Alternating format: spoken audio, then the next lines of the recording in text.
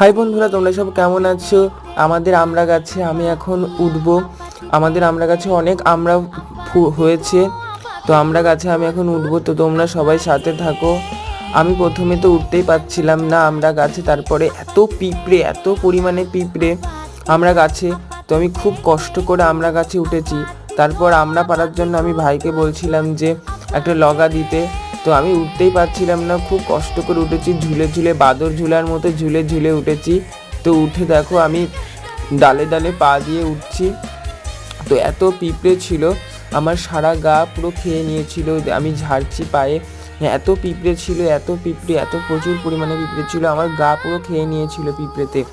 তারপরে আমি উপরে দাঁড়িয়ে দাঁড়িয়ে ঝাড়ছিলাম পিঁপড়েগুলো, আর ভাইকে বলছিলাম যে বিলুতি আমরা চাটনি করব বা আচার করব বা মাখা করব, তো লগা দেওয়ার কথা। তারপরে হাত নাড়ালাম, তারপরে ভাই চলে আসলো।